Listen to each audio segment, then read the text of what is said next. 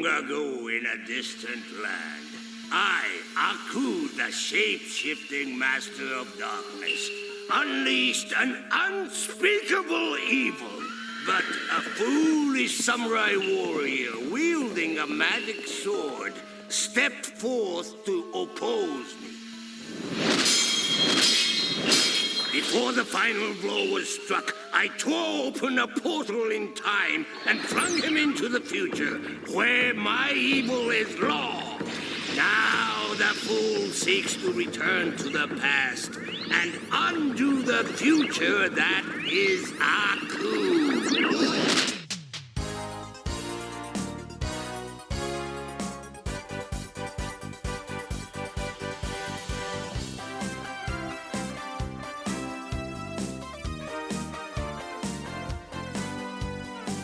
Hey, I'm Tyler. And I'm Katie. You're listening to Not-Stalgia, the podcast that's the closest thing to time travel you're going to get. Sorry. This is pretty much it, guys. That's it. That's all you get. Kate, have you ever seen a cartoon called...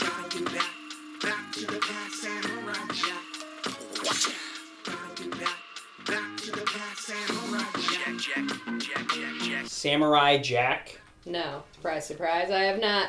Shocking. Remember on one of our earliest ever episodes, a creator, he made Dexter's Lab, and his name was? Genndy Tartakovsky. Genndy Tartakovsky, yes. I never knew how to say that as a kid. I have no idea if you're saying it right now, but that's the guy. He created Samurai Jack as well. This is the next show he makes for Cartoon Network after Dexter's Lab. Its original run, Samurai Jack, was August 10th, 2001 to September 25th, 2004. They did 4 seasons and 52 episodes. Here's the premise. So back in feudal Japan, a prince. Did they have princes in feudal Japan? Sure. Okay. There's a prince with a magical sword that he's supposed to use to fight an ancient shape-shifting demon named Aku. Sometimes you just gotta put on your big boy pants and fight a shape-shifting demon. The demon uses a curse to send the prince into a distant dystopian future. Now? Well, yeah, it's a little further in the future than now, but It doesn't seem too far off. So there's like robots and dystopia. It gets to do everything, that obviously that I assume Genndy Tartakovsky liked. He gets to put it all in the blender here. So the show is about this character who becomes nicknamed Jack. We don't know his real name, but once he gets to the future, a character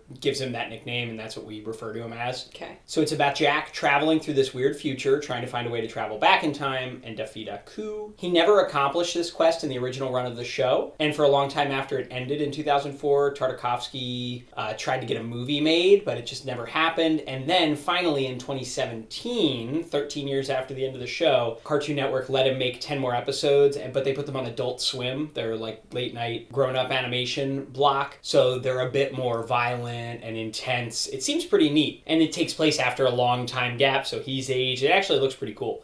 I've never seen any of the new ones. In fact, I didn't watch a ton of this show when it was airing. You always make fun of me because anytime there's like a girl main character, I always say as a little boy, I was like, this show's not for me. And you usually roast me about that on this podcast, but here's the flip side of that. This show looked like too intense, too serious. I don't think it is. Too grown up? Not too grown up, because the original run was not too. Those are only those 10 new episodes in 2017. But it's almost like too much of a boys show, and I was intimidated by it or something. I just wanted, as a little boy, I wanted my cartoons to be funny. And I knew all the marketing told me this show was not a comedy. It was different than the usual fare. So I kind of avoided it, which is weird, as much as I loved everything else that was going on Cartoon Network and Nickelodeon at this time. So we're going to watch 2 episodes. Season 1, Episode 7, Jack and the 3 Blind Archers, and Season 1, Episode 11, Jack and the Scotsman. And you're going to see that the show is beloved because it's sort of an action showcase. It is so different from, Dexter's Lab or something like that. In the center of that mist-shrouded isle lies the treasure of King Osric. Thank you. Wait! I beg you, reconsider. There are only 3 archers, yet they decimated my whole army. You are just 1 man. Do the math. Why attempt it? That well could get me home. There are other ways to get home. Not for me. Oh, it looks cool. Isn't it pretty? I like the backgrounds on this. I just like everything about the animation. It looks really cool. All right, so he's going on all these wacky adventures to try to get back to the past to defeat this guy.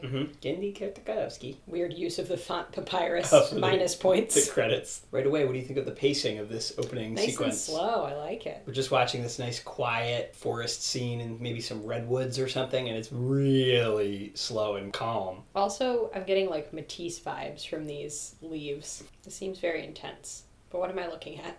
Some sort of weird army. They're like maybe robots. We're 4 minutes in and no one has spoken yet. I kind of like it. Isn't that neat? I guess because they're robots, they can be as violent as they want here. Yeah. They're blowing up. They're getting arrows in their faces. I think if I was a parent, I would be like, this is maybe too much. Well, they tricked you with that opening part where it was so calm. They really did. And now we're watching a nonstop, minutes-long sequence of just arrows, so many arrows raining down upon these guys. This is awesome. I'm so upset I didn't watch this more. I didn't have the attention span, I think, for... The 4 minutes of silence would have just completely defeated you. Right. You would have flipped to a different channel. Little did I know if I had just waited. I mean, we just watched about 1,000 robots explode. It was awesome. Something that's disorienting is how silly some of these characters look, and then Samurai Jack's just a regular guy. I like Samurai Jack's little outfit. I just like all these brush strokes you can see in the backgrounds. What a beautiful show that I did not appreciate at all It as really, a dumb little boy. It really, really looks like a super minimalist, like children's book almost. You know what I mean? It's all so highly stylized, which is so interesting, you know? They just did that thing. They split the screen in 3 to show us 3 different angles of this one arrow flying. Oh, this rules. It's just so sparse and spare, but because it is so sparse, like everything matters, which is really nice. You know what I mean? They're like little mice, little dogs. I guess they're like big mice. They remind me of like an Anubis or something though too, you know? Look like kind of Egyptian. I don't know why Jack has to be naked during this. Yeah, he just, he retreated, took off most of his clothes, except of course his underwear, sat under a waterfall, and now is he going to proceed to blindfold himself and fight while wearing the underwear and not his robe? Is it so he can feel everything on his skin?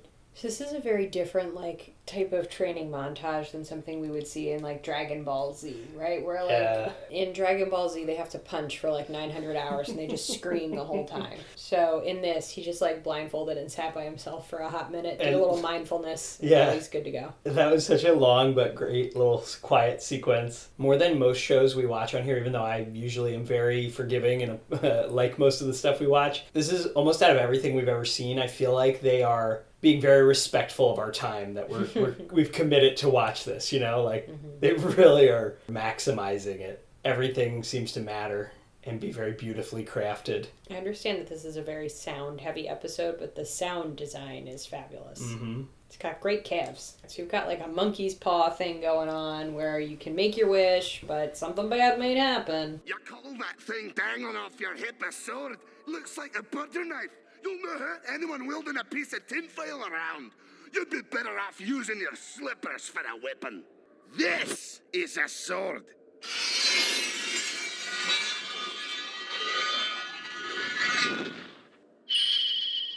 And it's bigger than yours. We're in a lush, verdant green world now. Another beautiful backdrop. I kind of want his little hat. Again, pretty good sound design. Even so, do you think it made kids fight and slap and kick each other? Probably. Absolutely. What doesn't? Also, look, now he's taking like a little rest on this very long bridge. So wait, this bridge is so long, he had to sit and sleep on it? It's got a jawline that could cut glass. So now the overwhelming sound of bagpipes is here. Because there's a man, just a big Scottish man walking the opposite direction on this rope bridge. Does he have a machine gun leg? He looks like he has a machine gun for a leg. Huh. I'm just glad that the Scottish culture seems to have survived so far into the dystopian future where Aku rules. A lot of guns. So many guns. They seem to have Jack slicing up robots most of the time, but all these creatures have guns aimed at him. Is that a sheriff? An actual pig? Confused by some of these alligator robots, that some of them are robots and some of them are real alligators. It seems baffling. Like there is a real alligator commanding the robots. He's shooting his leg. Finally. Honestly, the part I was least engaged with was the big fight at the end. I enjoyed when they were arguing on the bridge more. This was better than I thought it was going to be. Because when I heard Genndy Tartakovsky, I thought of Wacky Dexter's Lab. This was less wacky, I guess. Still had some wacky elements. Yes, he can't escape that. Yeah. But mixed with pretty thoughtful storytelling. Mm-hmm. Slow, very slow at times before going crazy into overdrive. I liked the animation a lot. Mm-hmm. I felt like that was very well done and very different from some other things that I've seen. Very striking. Yeah, this was interesting. It was fun. Yeah. Are you ready to watch all of it? All No. 50 episodes now? Including new ones? Okay. No, thanks. That's all right. I definitely want to. This has made me, I've been meaning for years to try this again since I didn't really dig it as a kid. Thumbs up for me. Makes me want to watch it all, and I probably will at some point when you're not around. Yeah, like when I'm sleeping. All right, Kate, thanks for watching Samurai Jack. We've just about covered all the Cartoon Network we possibly can, minus Adult Swim. We'll have to do some Adult Swim soon, because we pretty much, I think we've done all the cartoon shows now. Sad, it's the end of an era, but thank you for watching. This is obviously very different from all the rest, kind of the reason I saved it until after we covered all the comedies. Tell us what else we can watch that you are nostalgic about out there, listeners. You can send us a voice message. There's a link in this episode's description to do that. Email us, nostalgia@AOL.com. Send us messages on social media. We're on Twitter and Instagram at Not-Stalgia. Or just go to www.notstalgia.org for links to all our episodes, all of our ways to contact us and social media presence and whatnot. Remember to subscribe if you're not already, and please leave us a rating and review on Apple Podcasts. You can do it.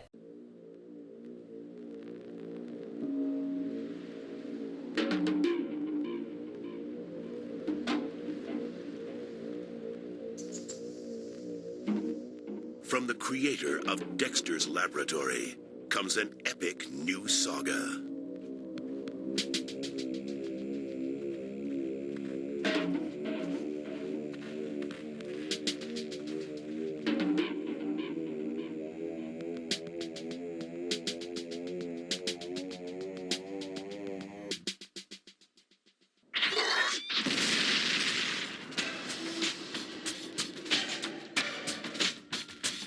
Prepare yourself for Samurai Jack. Coming summer 2001, only on Cartoon Network.